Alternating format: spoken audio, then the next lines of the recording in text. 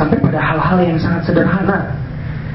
Kan Ibnu Khaldun memberikan teori ya, karena Ibnu Khaldun kan menghidup di daerah situ, di daerah Afrika Utara dan daerah Andalus. Dia berkelana dari Andalus kemudian ke Maroko, kemudian ke Tunis, kemudian sempat ke Mesir. Ibnu Khaldun mengatakan masyarakat yang peradabannya maju itu akan dijiplak oleh masyarakat yang peradabannya lebih rendah. Bahasanya orang-orang yang kalah itu akan meniru orang yang menang. Al-maghlub mula'un bitaqlidil ghalib, kata Ibnu Khaldun dalam teori sejarahnya, teori peradabannya. Sampai berarti apa? Sekarang begini, kita tahu dalam Islam itu, dalam sejarah pendidikan Islam, ada pengakuan-pengakuan resmi terhadap katakanlah kapasitas intelektual seseorang yang dulu disebut dengan ijazah, dan ijazah itu dipakai sampai sekarang. Namanya ijazah, kita pun juga ijazah kan? Sertifikat lah, pengakuan dari seorang guru terhadap keberhasilan atau katakanlah kapasitas keilmuan seorang murid. Tapi secara formal dalam institusi formal, gelar akademik pertama kali yang diberikan oleh salah satu institusi, satu perguruan tinggi terhadap jebolan-jebolannya, lulusan-lulusannya, itu diberikan oleh Universitas Teheran, universitas tertua di Fes. Itu hampir 2 abad sebelum Al-Azhar di Mesir sebenarnya. Dan itu sudah diakui oleh sejarah dunia. Artinya Guinness Book of Record itu mengakui itu, bahwa institusi pendidikan pertama yang memberikan gelar akademik adalah Teheran. Dan kemudian kan Barat sampai sekarang memberikan, dan kita mengikutinya, mulai dari doktor, master, seperti itu stratanya. Saya ingin memberikan contoh, mereka itu sampai mengimitasi, taklid gitu, sampai hal-hal yang sederhana. Termasuk masalah apa? Masalah kelulusan. Katanya dalam sebuah seremoni kelulusan, wisuda, upacara wisuda, itu ada penyematan toga. Itu tradisi mana? Itu tradisi Andalus, Afrika Utara. Sampai sekarang kalau kita ke Maroko, ada baju atau ada pakaian kebesaran di kalangan intelektual ulama lah, yang disebut dengan burnus. Pernah lihat burnus? Belum? Sekali-kali harus belinya dari burnus. Saya pernah 3 bulan di Maroko. Saya punya kawan di Maroko itu, dia pakai pakaian burnus. Burnus itu ada semacam topinya dari belakang, bisa nyambung dia, bisa dipakai kepala. Tapi dia nggak pernah pakai kepala, dia nggak pernah pakai di kepala. Saya tanya, kenapa kamu nggak pakai? Dia bilang, kalau orang-orang yang bergelut dengan keilmuan mengerti atau malu kalau seandainya dia pakai di kepala, karena itu sudah menunjukkan satu strata keilmuan atau pengakuan keilmuan tertentu. Jadi dulu di akademi-akademi, di perguruan-perguruan pendidikan Islam di Andalus dan di Maroko, kalau orang itu sudah selesai satu tahap pendidikan, kemudian dia diberikan ijazah gelar, kemudian dia disematkan burnus itu, dia layak untuk memakai burnusnya di kepala. Itu sampai sekarang universitas-universitas dunia memakai. Jangan kira itu dari mana. Jadi sampai hal yang sederhana, yang sebenarnya kan kelihatannya sepele, tetapi dulu Barat itu mengikut. Cuman kita aja di sini mengiranya bahwa itu adalah tradisi Barat yang kita ikuti di perguruan tinggi itu di Indonesia. Gitu. Maka sebenarnya itu dulu awalnya dari Andalus, mulainya dari burnus itu. Nah ini contoh saja. Jadi kita kalau kita berbicara peradaban berarti berbicara tentang suatu karya kolektif. Ya, bukan semata-mata masalah ajaran, masalah ritual. Dan bagaimana ajaran dan ritual itu melahirkan sebuah karya-karya di luar batas masalah ritualnya. Nah, sekarang kita coba dulu bagaimana peradaban Islam itu tumbuh dan muncul. Tentunya berawal dari cahaya Islam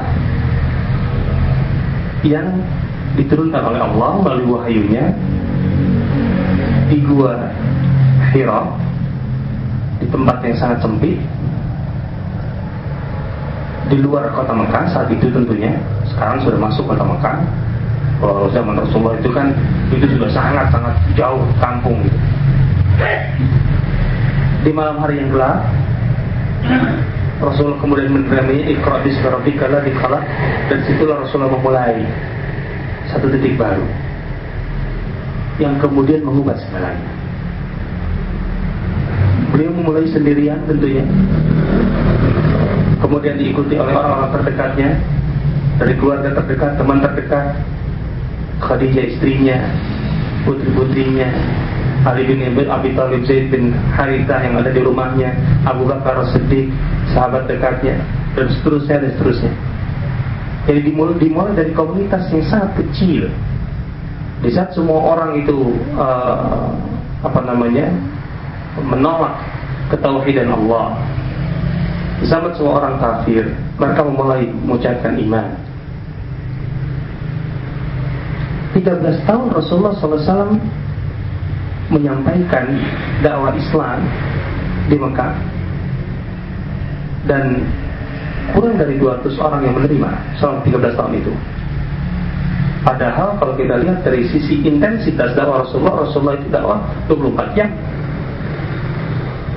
Artinya tidak ada jam kerja, tidak ada jam dakwah, 24 jam. Beliau sejak tahun-tahun pertama sudah membuat semacam mengkonsentrasikan pusat dakwahnya di rumah Al-Arqam, dan itu hanya untuk orang-orang terbatas.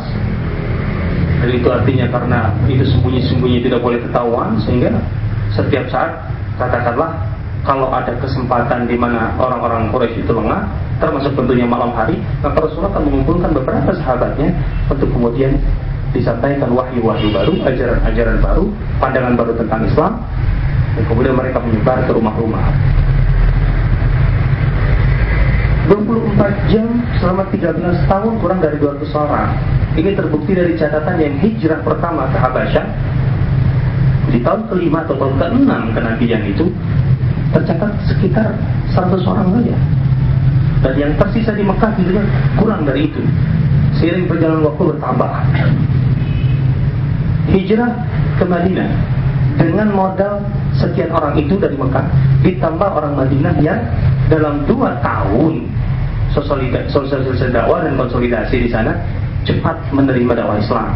Ada banyak faktor yang membuat orang-orang Madinah cepat menerima dakwah Islam.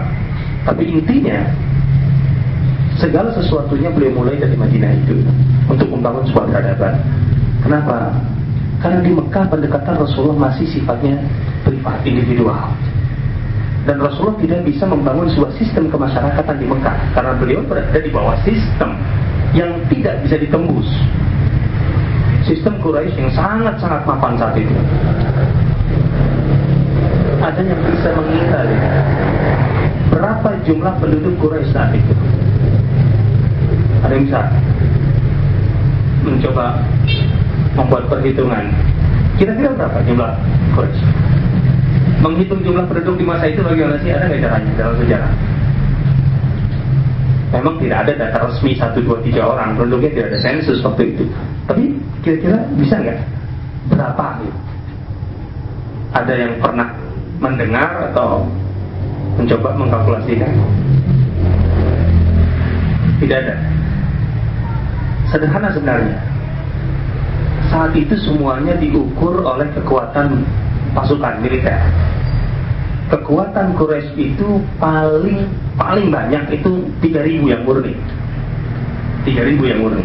Pernah 4.000 dalam perang Ahzab ketika menyerang Madinah, itu karena ditambah dengan sekutu-sekutu Quraisy yang bukan asli orang Quraisy, yang bukan asli Mekah, yang disebut dengan Ahbash.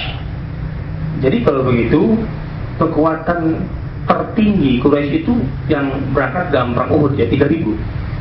Nah, selalunya jumlah pasukan dari satu tempat itu adalah 1/3 dari total penduduk tempat tersebut. Cara hitungnya begitu. Berarti Quraisy itu ada berapa? Di Mekah itu ada berapa? Minimal 9.000. 9 sampai 10.000 orang di Mekah. Yang beriman kepada Rasulullah berapa tadi?